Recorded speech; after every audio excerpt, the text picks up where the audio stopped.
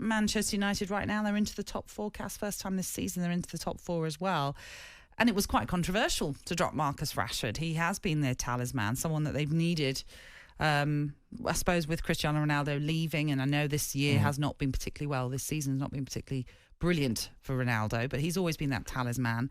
Marcus Rashford has sort of lived up to it now. So to drop him for disciplinary reasons, quite a big call to make. Yeah. It works because you won the game. And look, if you're continually late, I get it. You get punished. If it was a first-time offence for Marcus, which I don't know because I'm not in the Man United camp, then you might have just played him from the start. I think you've got to be careful because lots of managers, and some of the greatest, have done it. Mm-hmm. They bend the rules slightly for their best players. They do.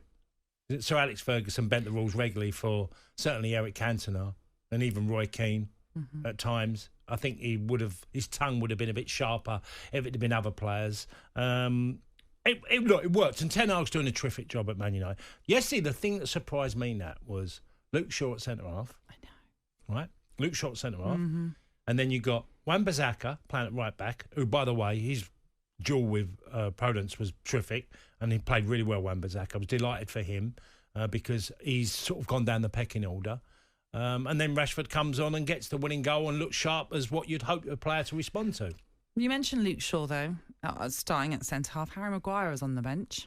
Does that send out an interesting message about Maguire? Well, if you as a player and you're sitting there and Harry Maguire's a centre-half and he thinks, he's got Luke Shaw in front of me, what does that tell me? I need to leave Old Trafford. That was what it'd be telling you. I need to get away. I need to go. If I can't get in front of Luke Shaw and he's opted... Now, he might say it's a tactical decision for whatever reason. Diogo Costa was up front for Wolves. You know, you'd like to think Harry Maguire would like to battle with Diogo Costa. They've won the game, so it's not been an issue. But from Harry Maguire, he will only be thinking, I'm so far down the pecking order here. And they might use the excuse, well, he World Cup games and he played... Look, England were knocked out on the 11th of December. So it's quite a way, he'd be right to play. You say leaving this in this window?